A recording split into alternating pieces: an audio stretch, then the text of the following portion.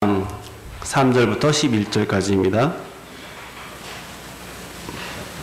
로마서 12장 3절부터 11절까지 말씀입니다.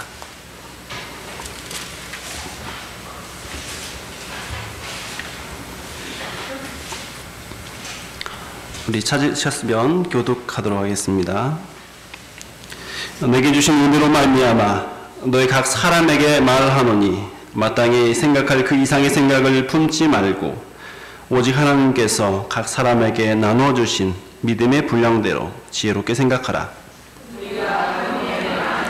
가졌으나 모든 지체가 같은 기능을 가진 것이 아니니 이와 같이 우리 많은 사람이 그리스도 안에서 한 몸이 되어 서로 지체가 되었느니라. 우리에게 주신 은혜대로 받은 은사가 각각 다르니 혹 예언이면 예수대로, 혹 섬기는 일이면 섬기는 일로, 혹 가르치는 자면 가르치는 일로, 위로하는 자면 위로하는 일로, 구제하는 자는 성실함으로, 다스리는 자는 부지런함으로, 긍휼을 베푸는 자는 즐거움으로 할 것입니다. 사랑에는 거짓이 없나니 악을 미워하고 선에 속하라. 먼저 하며 부지런히 게으르지 말고 열심을 품고 주를 섬기라. 아멘.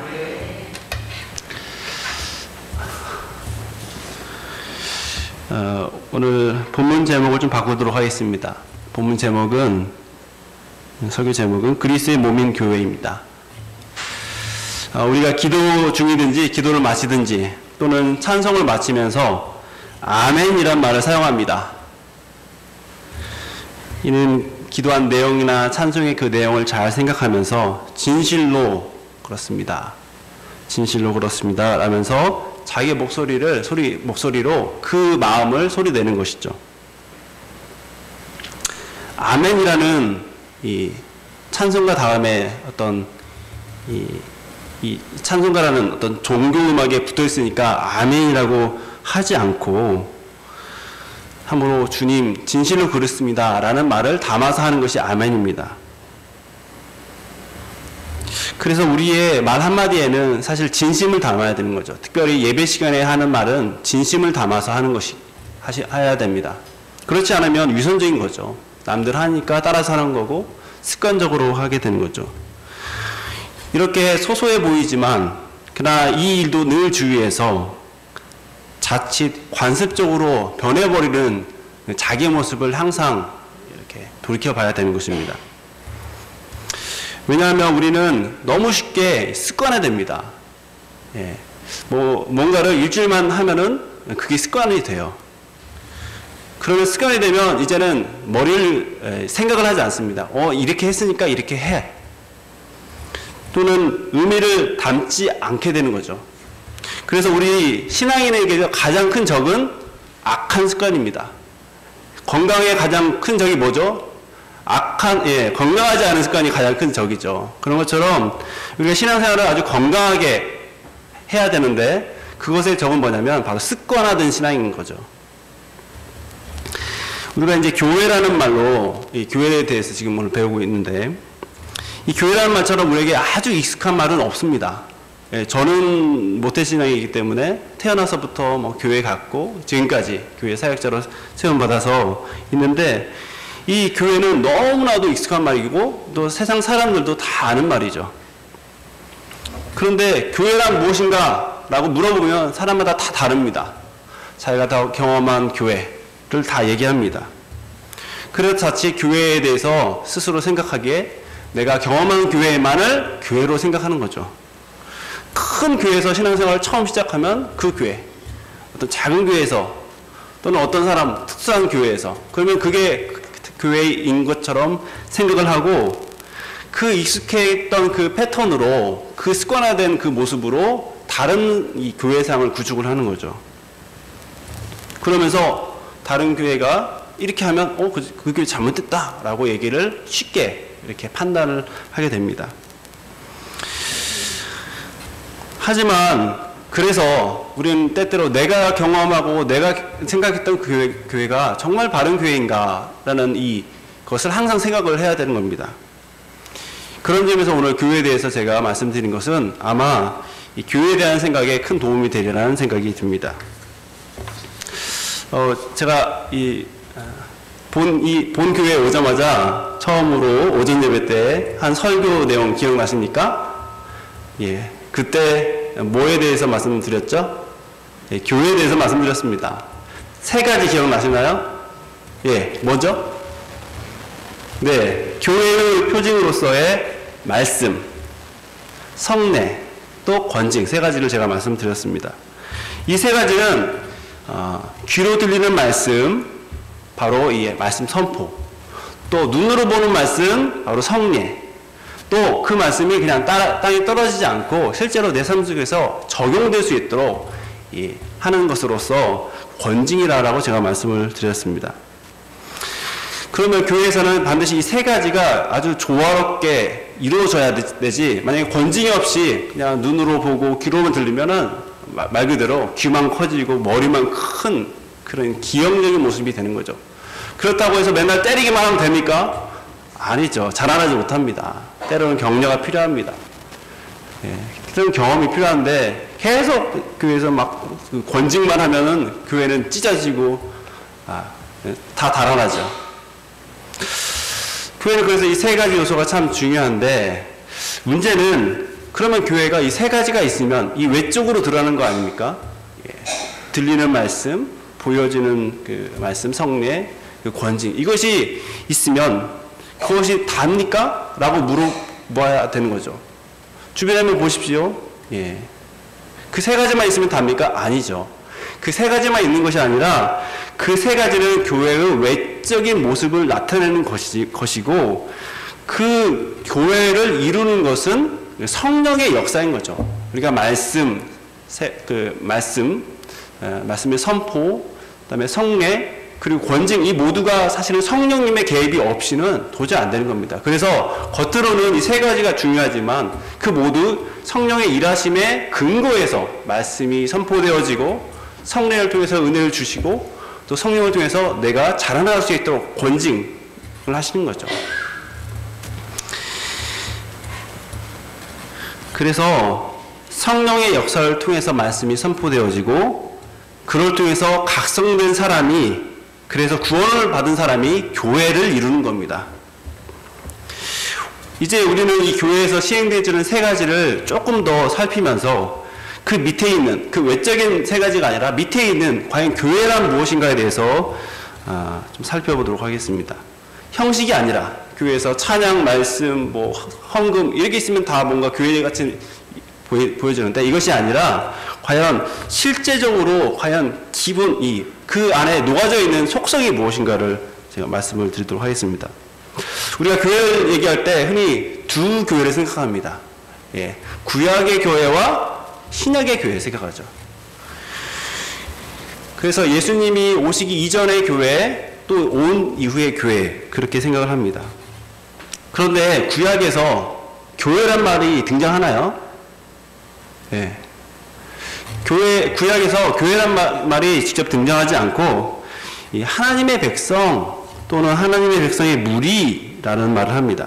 그래서 이 교회라고 직접 말하지 않고 히브리어로 카할, 에다 이런 말로 교회를 칭하는 거죠. 신약에서는 우리가 많이 들었겠지만 교회라는 명칭을 에클레시아 또는 수나고게라는 말로 말하고 있습니다.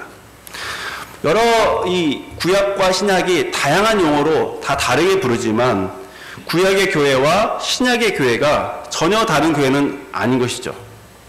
그렇다고 구약의 교회, 구약에 있는 하나님의 백성과 신약에 나타난 하나님의 백성이 전혀 다른 존재입니까? 그렇지는 않죠. 그렇다고 구약과 신약의 교회가 또 같은 건 아닙니다. 왜냐하면 신약의 교회는 구약의 교회를 계승하는 겁니다. 예. 이미 하나님께서 구약의 교회의 모습을 드러내셨는데 그것을 계승하지만 더구나 하나님께서는 이 완전한 계시, 완전한 복음으로 누구를 우리에게 주셨습니까? 예수님을 주셨죠. 예수님께서 교회에 대해서 말씀하신 것이 구약에 생각했던 사람들의 교회에 대한 생각보다 더 완전한 거죠. 그래서 예수님께서 교회에 대해서 설명하신 것을 마음에 받아들여서 교회로 모여있는 것이 어떻게 보면 구약의 교회보다 더 위대할 수 있는 근거가 되는 거죠. 예수님의 교회에 대한 가르침을 통해서 구약보다 더 신령한 모습, 더 오묘한 모습, 더 신비적인 모습이 이 신약의 교회로 드러나는 것입니다. 근데 예수님께서는 그것을 그저 교회는 어떤 곳이다 라고 얘기하지 않고 어떤 이 신비한 내용을 아주 이해하기 쉽도록 어떤 표상을 씁니다. 그래서 교회에 대한 표상을 한 신학자는 이렇게 얘기했습니다. 신약성경에 볼 때 교회에 대해서 주요하게 쓰이는 표상 4가지를 이 신학자는 가르쳐주고 있는데 펜이 있으시면 쓰면 좋습니다. 첫째는 몸 또는 신체입니다. 어떤 그냥 아무에게나 속한 그런 몸, 신체가 아니라 그리스도의 몸, 그리스도의 신체라는 말로 교회를 얘기합니다. 첫 번째가 바로 교회를 그리스도의 몸, 그리스도의 신체라고 표현합니다. 두 번째는 교회를 성령의 전 또는 하나님의 집이라고 표현합니다. 집이나 성전을 보면 그것이 무엇인가를 알 수 있는데 이것을 통해서 교회의 참된 의미를 성경은 알려주고 있습니다. 세 번째는 교회를 이렇게 표현합니다. 하늘의 예루살렘, 새 예루살렘. 우리가 계시록에 보면 새 예루살렘이 내려온다. 하늘의 예루살렘이 이 땅에 내려온다 라고 하는 표현이 있죠. 예루살렘은 어떤 곳입니까? 제사가 지내어진 그 성전이 있는 곳이죠. 그리고 이스라엘의 수도입니다. 이스라엘의 서울이 바로 예루살렘이죠. 나라를 잃은 이스라엘 사람들에게는 이 마음의 고향이죠. 마음의 고향. 이스라엘 사람들은 아마 예루살렘 하면 성전과 또는 이스라엘의 수도로 생각을 할 것인데 신약에서 말하는 것은 하늘의 예루살렘, 그러니까 뭐냐면 눈에 보이는 예루살렘이 아니라 하늘에 있는 예루살렘이라고 그렇게 얘기하는 것입니다. 이 얘기는 우리가 생각하는 저쪽 이스라엘에 있는 그 예루살렘이 아니라 바로 교회를 나타내는 거죠. 하늘의 예루살렘, 새 예루살렘은 교회를 나타내는 겁니다. 그리고 마지막으로 네 번째로 교회를 진리의 기둥과 터라고 교회를 표현했습니다. 이 4가지 기억하시면 아주 좋습니다. 물론 우리가 이제 교회를 이 4가지로 제가 계속 드릴 건데, 그러면 이 4가지를 암기해서 교회는 그리스도의 몸이야, 교회는 성령의 전이야, 교회는 하늘의 예루살렘이야, 교회는 진리의 기둥과 터라고 얘기를 할 수 있지만, 그러나 문제는 뭐냐면 이 교회에 대한 이 표현, 성경의 표현을 아무 생각 없이 그냥 그대로 받아들이면 이것이 오해가 됩니다. 왜냐하면 이 비유라는 것은 어떤 한 가지 의미를 알려주기 위해서 가장 잘 아는 사람들의 그 의미를 가지고 설명해 주는 것이기 때문입니다. 그래서 비유는 반드시 설명이 필요합니다. 예수님께서도 이 비유를 참 많이 쓰셨죠. 알아듣기 쉽게끔 비유를 썼습니다. 그러나 오늘날 예수님 시대가 아니고 또 지금은 몇천 년이 또 지난 시기이기 때문에 성경에 있는 내용을 잘 설명을 들어야 되는 거죠. 그러지 않으면 자칫 오해할 수 있습니다. 우리 비유 같은 것은 수사법이라고 하는데, 이 은유법이라는 것이 있는데, 이것은 실제적인 선언과 또 상징적인 선언을 합쳐놓은 것이 은유입니다.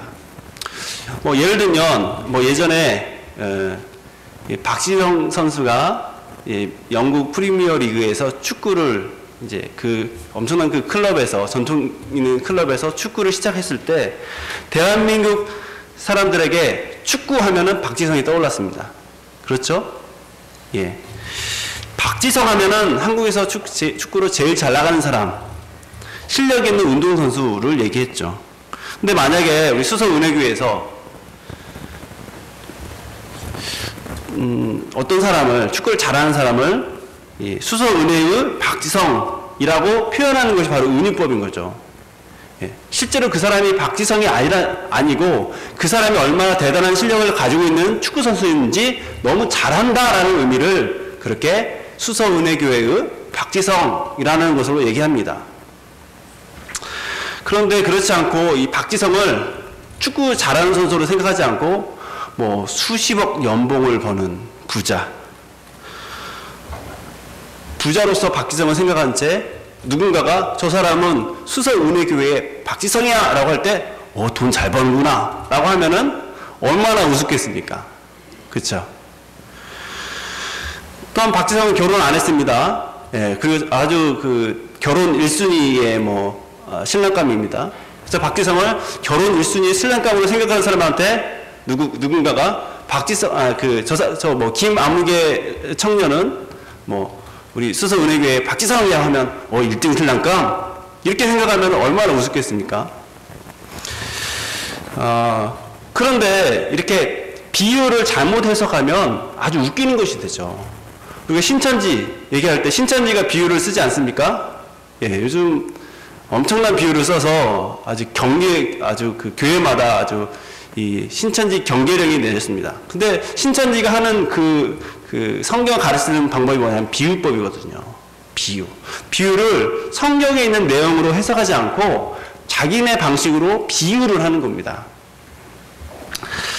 진리를 우리에게 더 잘 알 수 있도록 예수님께서는 비유를 통해서 교회는 무엇인지를 나타내 주셨는데 정작 사람들은 이 비유를 자기의 생각, 자기 이익을 위해서 비유의 내용을 뒤바꾼 것이죠. 그래서 우리가 신자라고 할 때, 특별히 성경을 읽을 때 항상 내 가슴에 뜨거운 뭔가로 이 성경을 읽기 이전에 이것이 과연 어떤 의미인가? 예수님께서 과연 이런 의미로 하나님께서 이런 의미로 던져주셨을까라는 것을 생각을 해야 됩니다. 그렇지 않으면 그저 이제 미신이 될 수밖에 없죠. 나에게 마음에 확 뭔가 왔으니까 그래 하나님은 이렇구나 라고 생각하면 신앙의 본질과 멀어진 그런 사람이 될 수 있는 것이죠. 한 가지 예를 좀 더 들겠습니다. 이런 얘기 하는 거 재밌으니까. 성경에 보면 이 마태복음 5장 13절 우리 한번 펴보시겠습니까? 마태복음 5장 13절 우리 한번 큰 소리로 찾으신 분이 한번 읽어주시기 바랍니다. 시작!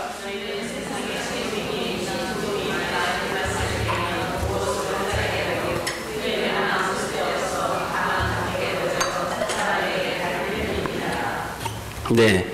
세상의 소금, 여러분 참 많이 듣는 말입니다.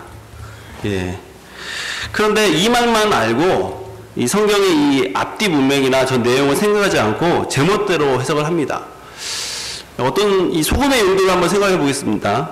냉장고가 없던 시대에 생선을 사든지 또는 더운 여름날에 그 부패를 방지하기 위해서 뭘 넣습니까? 소금을 넣죠. 소금을 쳐놓으면 간은 들지라도 잘 썩지는 않습니다. 그래서 소금은 방부제 역할을 하는 거죠. 예수님의 말씀에 나타난 소금은 여기서 방부제 역할을 합니까? 잘 보십시오. 아니죠. 짠맛을 내는 겁니다. 짠맛. 그래서 뒤에 보면 맛을 잃으면 무엇으로 짜게 하리요 후에는 아무 쓸데없어 다만 밖에 버려져 사람에게 밟힐 뿐이니이다 하고 말씀하고 있습니다. 그런데 세상에 소금이라는 말을 기억한 채 또 그 용도를 이 짠맛을 내는 용도를 생각하지 않은 채 어떤 이들은 새로운 해석을 합니다. 소금은 방부제 역할을 해. 예수님께서 너희는 세상에 소금이라고 했으니까 우리 방부제 역할을 합시다. 세상에 얼마나 이 썩어져가는 세상이니까 예수님의 이 소금이 되어서 이 소금으로서 방부제 역할을 합시다. 세상에 나 자신을 희생해서 세상에서 방부제 역할을 합시다 라고 하면 얼마나 은혜스럽습니까? 그러나 예수님께서 말씀하신 의도와는 전혀 상관없는 거죠. 물론 잘못 해석한 거에 대해서는 부족함이 있을 수 있습니다. 그래서 우리는 그 말을 듣고 저 사람이 아직은 좀 부족한 부분이 있구나 하면서 그것 때문에 정죄해서는 안 됩니다. 사람은 누구나 실수할 수 있고 다 그렇기 때문입니다. 그러나 이 해석을 모른 채 막 사람들 앞에서 막 떠벌리고 다니는 사람이 있다면 막아야 되는 거죠. 성경의 내용을 자기 나름대로 곡해해서 사용하는 거기 때문에 막아야 되는 겁니다. 신천지가 비유를 잘못 사용하는데 막아야 되는 이유가 바로 그런 거죠. 그대로 두면 사람들이 다 그걸로 생각해요. 너희는 세상의 소금, 세상의 방부제 역할 해야 되니까 왜 교회에 모이냐? 밖에 나가야 되는 거 아니야? 사회운동 해야 되는 거 아니야? 이런 식으로 성경을 곡해해서 예수 믿지 않는 사람이 너희들 성경의 세상의 소금의 역할을 하라고 했는데 왜 교회 안에만 있어? 너희들끼리만 왜 즐기고 있어? 하면서 성경의 내용을 잘못 생각한 채 결국 그들이 교회를 잘못 생각하게 되고 교회에 들어갈 수 있는 것마저 그 자신이 맡게 되는 거죠. 물론 이런 말을 하면서 참 좋은 얘기를 하죠. 세상에서 부패를 방지하는 선한 역할을 하는 것 참 좋지만, 그러나 성경 내용을 그대로 받아들이지 않으면 결국 마지막은 사람을 좋게 하고 사람만 사랑하게 하는 인본주의적인 그런 인본주의적인 삶을 살아가도록 하는 거죠. 여기서도 우리가 오늘 그리스도의 몸을 배우고 있는데, 그리스도의 몸이라고 하니까 몸에 나타나는 여러 가지 현상을 가지고 말을 만들 수 있습니다. 교회는 몸이야. 몸은 아프기도 하고 병들기도 해. 따라서 교회는 때때로 아프기도 해. 힘들기도 해. 병든 사람도 있어. 교회는 병원 같다라고 하면서 교회를 마치 병원처럼 생각하면 안 되는 겁니다. 누군가가 영적으로 힘들 수 있지만 교회 안에 죄가 범람하고 그런 것들을 가지고 교회는 여전히 병원 같으니까 환자들이 많으니까 뭐 그런 사람들 다 받아줘야 돼 라고 얘기하면서 하나님이 의도하신 그 교회, 제가 말씀드렸다시피 성령의 역사가 동반된 말씀의 선포, 성령의 역사가 동반된 보여지는 성례, 그분의 말씀에 의해서 살아갈 수 있도록 채찍질되는 이 권징을 통해서 우리의 그 수준, 낮은 수준에서 높은 하나님의 수준으로 나아가야 되는데, 그것을 그냥 묵인하고 교회는 병원이야 라고 하면서 그렇게 받아들이게 하면 안 되는 거죠. 아무튼 우리는 지금 그리스도의 몸이라는 이 표현을 두고 성경을 보고 있습니다. 오늘 로마서 12장 4절을 보면 우리가 한 몸에 많은 지체를 가졌다라는 표현이 나옵니다. 이 말을 어떻게 해석해야 될지 주의를 해야 되는 겁니다. 우리 4절 5절 한번 읽어보겠습니다. 시작.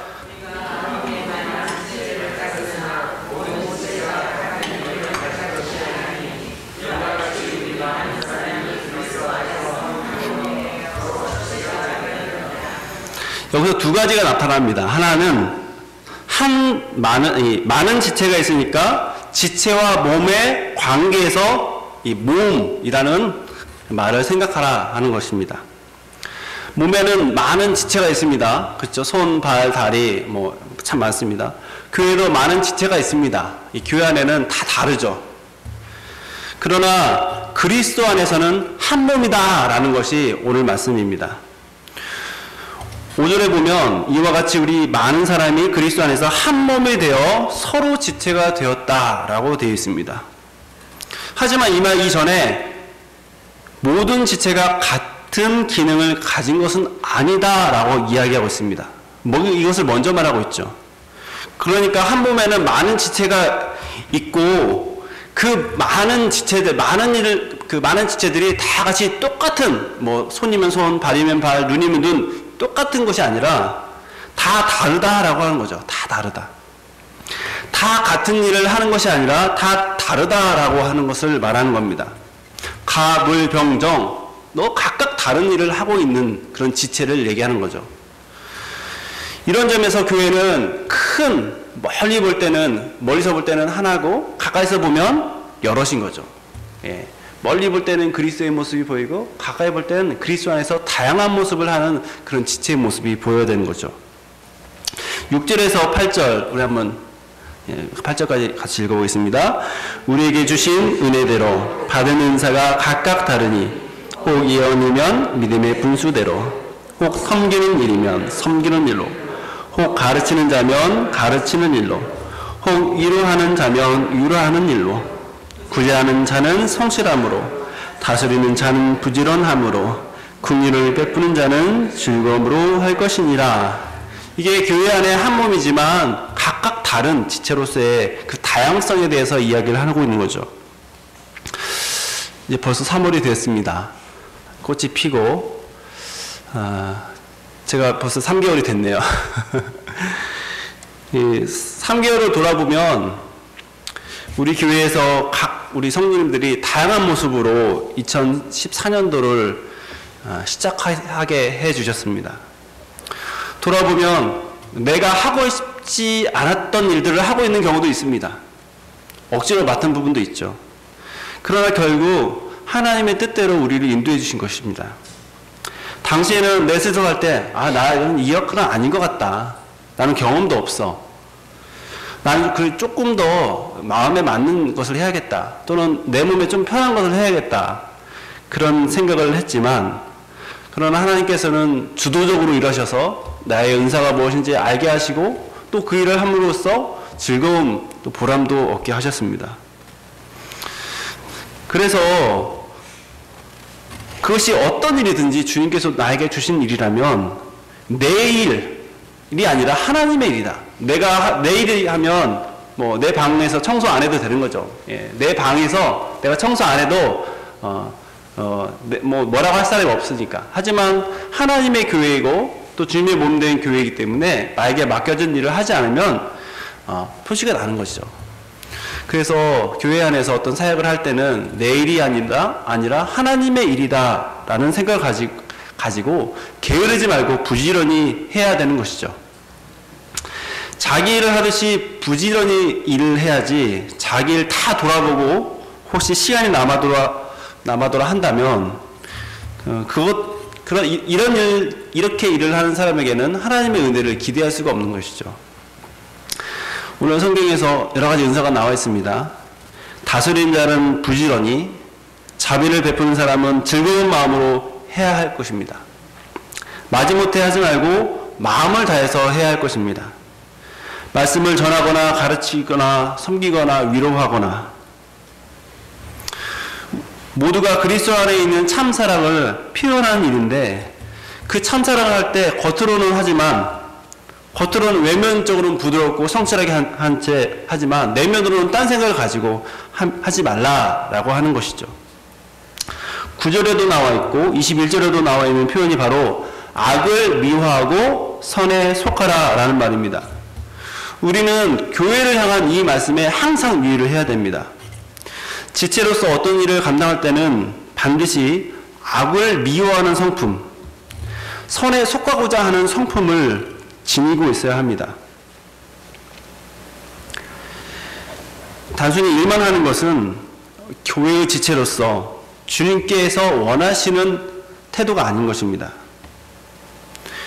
지체가 자기의 본분을 철저히 한다는 것은 일을 많이 하라는 의미가 아니라 교회의 성격을 드러내는 데 의미가 있기 때문입니다. 가르치는 것, 다스리는 것, 긍휼을 베푸는 것, 섬기는 것, 이런 것들은 결국 교회의 참 성격을 드러내기 위함인 것입니다. 열심히 지체 일을 함으로 전체로서의 몸인 교회가 어떤지 드러난다 하는 것이죠. 축구선수 얘기를 했습니다. 축구선수가 온몸을 유기적으로 움직여서 축구의 어떤 기술을 부리면서 공을 찹니다. 그리고 멋진 게임을 하죠. 그런데 몸에 있는 각 지체가 열심히 하되 축구 기술과 상관없는 그런 동작을 구사하면 안 되는 것이죠. 자기 포메이션에 딱 맞게끔 축구선수의 그 성격을 잘 드러내서 그 포지션에서 골키퍼라면 골키퍼의 모습으로 잘 해야 되는 거지, 자기가 이제 최전방 공격수로 모습으로 나가면은 그 경기 자체가 이상해지는 것입니다. 교회도 그런 거죠. 그리스도의 몸으로서의 교회는 교회의 성격을 드러내기 위해서 맡겨진 본분을 다해야지 그저 열심만을 가져서는 안 되는 겁니다. 자기의 어떤 영역이 아닌데 자기의 부르심이 아닌데 그쪽 가서 열심히 하면 결국 실수만 더 드러날 뿐이죠. 물론 잘할 수도 있습니다. 우리는 항상 열심과 열정은 참 중요하지만 교회의 참 모습을 보이기 위한 열심이 아니라 자기를 보이기 위한 그런 열심이면 참 주의해야 되는 거죠. 우리는 사실 태어나면서부터 생색내기 좋아합니다. 내 이름 다른 사람한테 좋게 불리기를 좋아합니다. 저를 비롯해서 이 누군가 앞에, 사람들 앞에서 이렇게 자주 등장하는 사람은 이런 부분에 약점을 많이 가지고 있습니다. 이런 사람들은 나의 하는 일이 내가 아닌 교회를 위한 덕을 쌓는 일인지 다른 사람보다 더 깊이 유념해야 하는 것입니다. 아니면 교만해지기 쉽습니다. 자아도취에 빠지기 쉽습니다. 기억하셔야 됩니다. 자신의 열정과 열심은 참 교회의 모습을 드러나기 위함이어야 하는 것입니다. 그래서 오늘 성경은 사랑이란 말을 계속 등장시킵니다. 도덕으로 치면 사랑, 최고의 가치 아닙니까? 그 사랑을 교회 안에서 기억하고 실천하라 라고 합니다. 형제를 사랑하되 사랑을 할 때는 개인 그 사람의 인격을 사랑하라는 것입니다. 교회에서 맡겨진 일을 다 하면 저절로 사랑이 드러난다라고 생각하지 말고 서로 형제, 자매로 부르는 사람들에게 내가 과연 구체적으로 진정한 사랑을 하고 있는가, 이런 생각을 가지고 돌아보라라는 것입니다.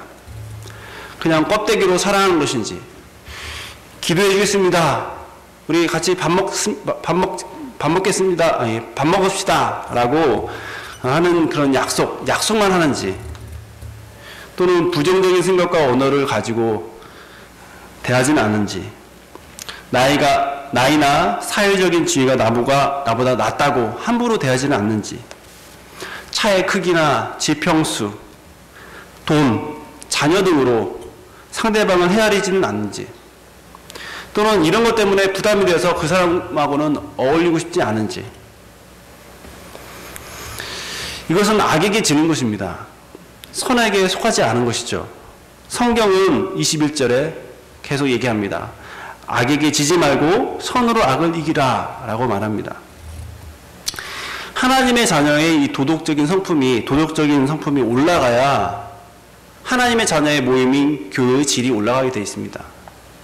그런 것도 없이 그냥 종교단체 하나로 모여서 떠들기만 하고 종교적인 일을 교회라는 이름을 가지고 한다고 해서, 또는 돈을 쓴다고 해서 교회 예배당을 짓는다고 해서 어떤 행사를 한다고 해서 교회의 성격을 다 드러내는 것은 아닙니다. 사람에게는 드러나 보이겠죠. 그러나 하나님께서는 그걸 기뻐하시지 않습니다. 덩치 크고 잘생겼지만 정신연령은 어린아이인 그대로인 그 사람을 우리는 부러워하지 않습니다. 오히려 어리지만 흔한 말로 싸가지 있는 그런 어린아이, 그런 아이를 보면 이 부모가 우리 아이를 어떻게 잘 키웠나 참 하면서 그 아이와 그렇게 키운 그 자녀를 부러워하는 것이죠. 교회가 형식을 꾸미고 종교단체로서 필요한 모든 면을 잘 꾸며 놓았으나 그 본질이 빈곤하면 교회로서의 어떤 의미를 가지겠습니까? 이런 기형적인 모습 속에서 아름다운 교회의 참 본질을 맛볼 수 있겠습니까? 그래서 한편 우리는 큰 교회에 대한 그 모습에 대한 그 야망을, 그 유혹을 주의해야 됩니다. 큰 게 다 선한 것이 아닙니다. 외형적인 모습이 교회다움을 표출하는 것이 아닙니다. 지체로서 성실한 역할을 잘하는 것과 함께 내면의 형제를 사랑하고 우애하는 것이 참 교회의 지향점입니다.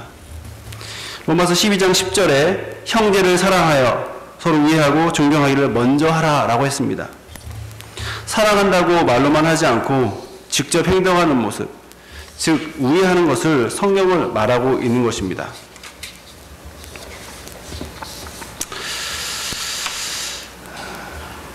그리고 마음 가운데 존경하라 라고 말합니다. 성경은 교회를 구성하는 지체를 형제라고 부릅니다. 여러분 옆에 있는 사람들이 다 형제입니다. 주 안에서 형제인 것이죠. 한 식구라는 것입니다. 물론 한 식구는 오늘 등장한 것처럼 다양합니다. 너무 다양합니다. 다양한 일도 하고 성격도 다양합니다. 환경도 다 다양합니다. 그래서 맞추기도 쉽지 않습니다. 그래서 우리는 사실 교회에 보면 실제적으로 자기가 코드가 맞는 사람과 어울리죠. 또는 자녀의 나이가 비슷하거나 비슷한 그런 환경에 있는 사람과 잘 어울립니다. 그게 마음이 편하죠. 예, 다 그렇습니다. 그러나 그렇다고 해서 그렇지 않은 사람과의 관계를 멀리 하려면 하는 것은 아닙니다. 왜냐하면 우리는 주 안에서 형제인데 잘 생각해 보십시오. 교회 안에서 같이 어울리는 그 모습과 자기가 교회를 떠나서 어울리는 그 사람의 모습과 너무 똑같으면 자기는 그 모습을 좋아하는 거죠. 예를 들면 옷을 잘 입는 사람들을 좋아한다고 합시다. 교회 안에서도 옷 잘 입는 사람을 좋아하는 거야. 그래서 그 사람과 만나서 무슨 옷 얘기하고 뭐하고 얘기합니다. 그러면 밖에서도 학부모 만나서도 옷 잘 입는 학부모들만 만나서 얘기합니다. 그 사람이 교회 안에서 아주 자연스럽게 어떤 사람들과의 교제를 하는 이유가 뭡니까? 자기가 좋아하는 것 때문에 그런 거죠. 근데 성경은 계속 얘기합니다. 개인의 도덕이, 교회 안에 속해진 개인의 도덕이 올라가야 교회 모습이 드러나는데, 자신이 교회 안에 딱 들어올 때 성령을 통해서 자신의 옛 성품을 버리고 이제 새로운 사람으로 입어서 내 기준이 아닌 하나님의 기준에서 살아갈 수 있도록 성령께서 우리에게 힘을 주시는데, 그 힘을 가지면 밖에서 가졌던 내가 좋아하던 것들이 교회 안에서는 바뀌어지게 되는 것이죠. 교회 안에서도 여전히 밖에서 사람을 대하는 방식과 교회 안에서의 사람을 대하는 방식이 똑같다면 그것은 성령을 의지하지 않는 겁니다. 비록 그 사람이 거듭났다 하더라도 성령의 실제적인 역사를 의지하지 않는 거예요. 그런 의미에서 교회 안에서는 항상 내가 하기 싫은 것도 해보고 또 왜 안 되는가 하면서 서로에 대한 그런 이해가 있어야 되는 거죠. 저도 그렇습니다. 저도 실수가 많은 사람이고 아직 어리기 때문에 사람과의 관계나 아니면 또 교회의 여러 가지 일들에 대해서 많이 시행착오를 겪고 있습니다. 그러나 그럼에도 불구하고 하나님께서 이를 통해서 나를 더 세워가시고 또 하나님께서 하실 그 교회의 아름다운 모습을 나를 통해서 드러낼 거라는 기대감이 있습니다. 이런 모습은 저에게뿐만 아니라 여기 있는 앉아있는 모든 분들에게도 해당될 것입니다. 어떻게 하면 그냥 그저 내 마음 편한 대로가 아니라 정말 자연스럽게 성령께서 주시는 마음으로 나와 전혀 관심사가 다른 사람들을 향해서 가서 얘기하고 또 주의 사랑으로 대하고 어떻게 하면 그럴 수 있을까 하고 고민하게 되는 겁니다. 그렇게 할 수 있는 유일한 원동력은 결국은 우리가 그리스도 안에서 한 형제의 자매된 몸이라는 한 식구라는 그런 지체의식입니다. 그 지체의식. 우리가 지금 4월 이제 고난 주간, 그 다음에 부활주일 하면 그 성례식이 있는데, 성례식 때 뭐 합니까? 예수님의 몸과 피를 기념하는 성찬합니다. 근데 이 성찬에 누가 참여할 수 있습니까? 신자입니까? 비신자입니까? 신자가 참여하는 거죠. 예수님의 그 몸과 살을 같이 마시는 그 사람들이 바로 신자인 것이죠. 그 사람들이 옆에 있는 사람들이고, 그렇기 때문에 우리는 기본적으로 이 같은 것을 마시는 우리가 바로 식구구나, 그런 생각을 가지고 서로 이 식구를 돌봐야 되는 것입니다. 교회 내에서 우리는 분명 다양한 역할을 하고 다양한 사람들을 만나고 또 여러 가지 일을 합니다. 그러나 각 사람마다 잊지 않아야 될 그런 도덕적 기초가 있는데 바로 그것이 사랑, 우애의 종교입니다. 이것을 교회 내에 있는 특정한 누구에게만 먼저 하라라고 성경은 말하지 않습니다. 목사님 먼저 사랑하십시오. 장로님이 먼저 존경해 주십시오. 집사님 먼저 우애를 보여주십시오. 먼저 다가오십시오 라고 성경에서 요구하지 않습니다. 교회에 대한 놀라운 진리를 깨달은 사람은 누구든지, 나이가 많든지 적든지 신앙의 연수에 상관없이 누구든지 교회의 참모습을 드러내고 싶은 자라면 누구든지 먼저 하라는 것입니다. 먼저 하라는 말은 미루지 말라는 것입니다. 11절 게으르게 미루지 말고 부지런히 열심히 하라라는 이 11절의 말은 교회 안에서 주님을 섬기는 사람에게 부과된 행동의 원리인 것입니다. 교회를 이루는 구원의 원리는 그리스도의 놀라운 은혜입니다. 그러나 이미 구원받은 교회의 행동 원리는 부지런히 열심을 가지고 주를 섬기는 것입니다. 그리스도의 생명을 이어받은 자가 해야 되는 것이 바로 이런 행동 원리인 것이죠. 우리는 교회에 대한 이 성경의 가르침을 마음에 오래오래 간직하고 사모해야 됩니다. 그리스도의 몸이라고 할 때 우리가 배울 것은 몸이라는 것은 한 몸이지만 여러 지체가 있어서 다양한 일을 한다라는 것입니다. 여기서 이 말을 할 때 당연히 기본 전제는 한 몸이 동일한 명령 계통 하에 있다는 것입니다. 동일한 한 지휘관의 지휘관이 여럿인 군대, 그러니까 지휘관이 한 명이어야 그 군대가 이 명령 계통이 부드럽고 잘 이루어져서 명령에 이 질서가 있지 않겠습니까? 그런 까닭에 교회는 예수님으로부터 동일한 사상과 동일한 생명과 동일한 어떤 것을 계속 공급받아서 움직여야 되는 것입니다. 이런 공급을 받는 교회가 바로 그리스도의 몸인 것을 잊지 않으시길 주님의 이름으로 축원합니다. 기도하겠습니다. 오늘 말씀 들은 것을 한번 생각하시면서